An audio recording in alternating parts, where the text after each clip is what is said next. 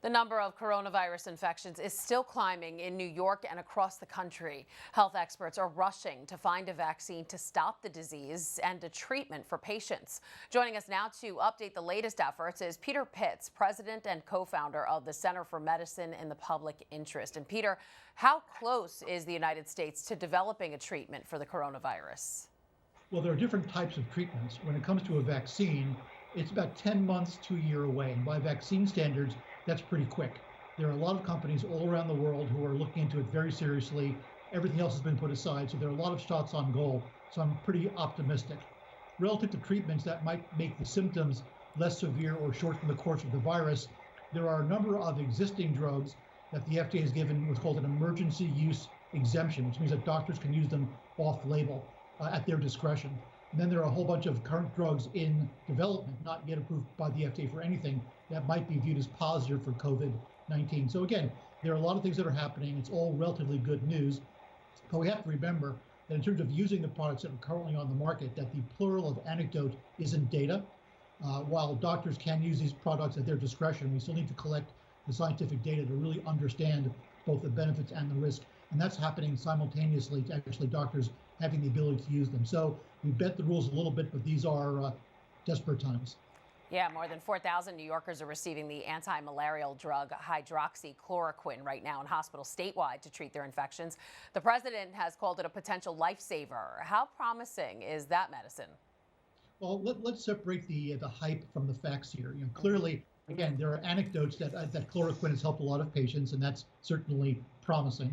It is not a cure.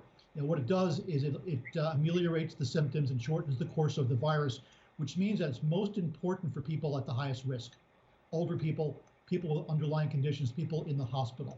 If you just have the virus, generally speaking, doctors are going to tell you to stay home, drink plenty of liquids, get lots of rest, and some tender loving care if that's available to you. Chloroquine is not for you. So people shouldn't be demanding it if they don't need it. People certainly shouldn't be hoarding it. And most importantly, we have to recognize that, again, this is an experimental treatment, so we have to be aware of the risks. For example, for people with heart conditions. Sure. What are some other treatments being looked at that could be successful in getting sick people well? Well, there's talk about the combination of chloroquine and erythromycin, which is an antibiotic. Even though antibiotics don't treat viruses, it can help infected lungs, so that's good news. And a lot of drugs that are put together for AIDS, for Ebola, that have that antiviral mechanism are being looked at. So again, this is happening across the globe. Governments and pharmaceutical companies and academicians and universities are all working together. It's a good example of what the human race can get done when we put everything else aside for the common good. Now, you served as a high-ranking official at the Food and Drug Administration. How has drug testing changed since this outbreak? Are things moving faster because of the emergency?